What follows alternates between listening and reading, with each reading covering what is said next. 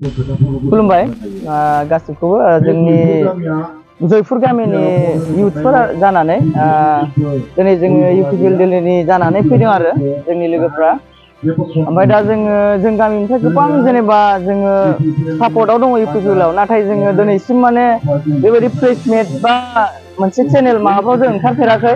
नाथाय जोङो दिनैहाय फैनांगौ गोनांथिया बिदिनो जादों आरो, मानो होनबा जों गामिया माने गोबाङावनो माने बिपिएलआव हाबजोब्बाय बा नै बिदि 50-50 बिदि होननाय गोबां खोनायो।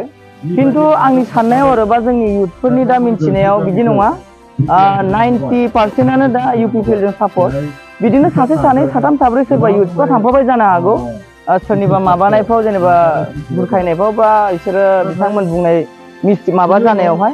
नाथाय दा जोङो बेखौनो जोंनि जयपुर गामिनि इउथफ्रा गोख्रों आरो जोङो इउपिपिएल जों सापर्ट दङ आरो जोङो बिराद गोबावनि उनाव दिनैसो जोङो माने बिदि प्रेस मिट लानो जेनेबा सम मोनबाय आरो। लाया सानदोंमोन जों, नाथाय गोबां गोनो गोथो खोनानायनि थाखाय दिनै जोङो बेखौ लानांगौ जाबाय।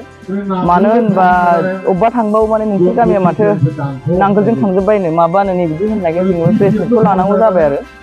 ओमफ्राय बुंनांगौआथ' गोबां दङ, नाथाय जोङो बेनो आरो जोंनि दिनैहाय जेनेबा एबसुनि नाजानाय आरो प्रमद बर' सारनि आरो एनडिबिनि नाजानायाव दिनै जोंनिथिंबो बिटिआर हाबफैदेरनायखाय माने जोङो बिराद गोजोननाय मोनबाय। मानो होनबा 17 बोसोराव जाय खामानिखौहाय बोसोरब्रैयाव जेनेबा बा बोसोरबायावहाय इमप्लिमेन्ट खालामलांगासिनो आरो, बेखौ बिराद गोजोननाय मोनबाय जोंनिया। बिनिखायनो दिनै जोङो खौसे जानानै जोंनि जेनेबा जों थागिबि मोननाय, जेनेबा दासिमबो जोंना एफआरसि जानायजों लोगोसे जाथाराखैबाबो जोङो थानायनि माबा मोनसेखौ जोङो मोनबाय। बिनि थाखाय जोङो दिनैहाय एबसुनि अननाय आरो दिनै एनडिबिनि नाजानाय आरो इउपिपिएल दोलोनि माबायाव दा इमप्लिमेन्ट जागोनखायनो, जेनेबा थाब जागोनखायनो जोङो दिनैहाय इउपिपिएलआवहाय जेनेबा जोङो मोजां मोननानै बेजोंनो लोगोसे दङ आरो। जोंनि 90% इउथ्स बा जोंनि गामिनि सुबुंफ्रा दिनैहाय दङ आरो इउपिपिएल दोलोजों।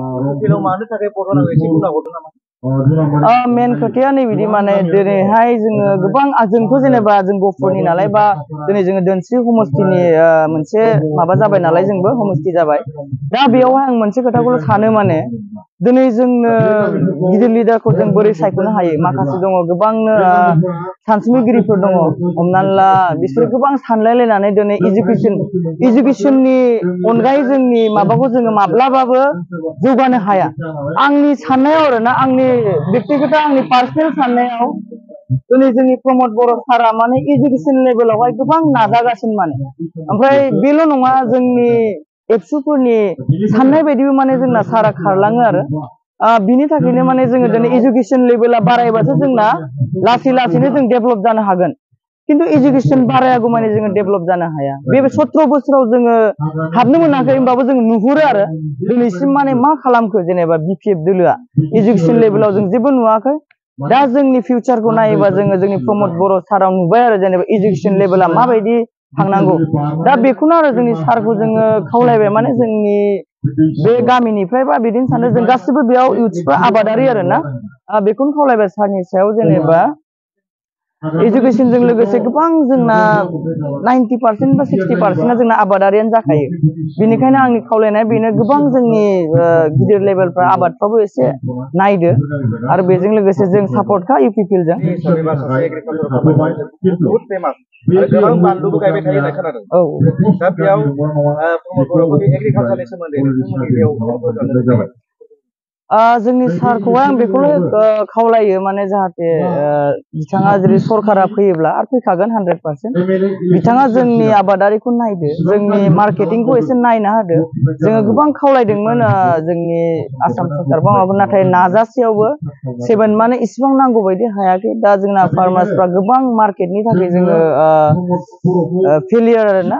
गायनायाथ' जोंनि गामियाल' नङा, दा जोंनि ओनसोल गहपुर बा बिश्वनाथ डिस्ट्रिक्टआवनो माने दिनैहाय बानलु सिब्र' बा आबाद मावलांगासिनो। खिन्थु बानलु सिब्र' माने जोंना 99% मावो आरो ना, 99% मावो दा बेयाव। बेनिखायनो सारखौ आंनि खावलायनाया बेनो, मार्केटिंआव बिथाङा माबा खालामना होबा मोजां आरो, बे मार्केटिंखौहाय लिंक बा माबा मोनसे खालामना होबा बिराद गोजोननाय मोनगोन। औ, इन्डास्ट्रि बा माबा मोनसे साप्लाइ खालामनो हानाय बा गुबुन जायगायाव साप्लाइ खालामनो हानाय सारा एसे बेबस्था लाबा जोंनि ओनसोलनि बा आबादारिफ्रा बिराद गोजोननाय मोनगोन आरो। बे बोसोराव माबायदि जादोंमोन आबादा? देग्लायथ' बिराद गोबाङानो गायदोंमोन, नाथाय मार्केटनि माबायावनो दिनै लस जाबाय आरो। हमना ला सोरबा 20 लाख 22 लाख इनभेस्टमेन्ट खालामनानै गायदोंमोन, नाथाय खावसेबो फैयाखै। मानि थाखाय? दामनि थाखायनो फैयाखै, ओमफ्राय गोबां मार्केटनि प्रब्लेम, माने फाननो हायाखै। नैबिदि जाहोनाव माने माबा फाननो हायाखै। बिनि थाखायनो आंनि खावलायनाया बेनो जोंनि सारखौहाय, नोंथाङा अननानै जोंनि बे मार्केटनि बेलाखौ नायबा बिराद गोजोननाय मोनगोन आरो।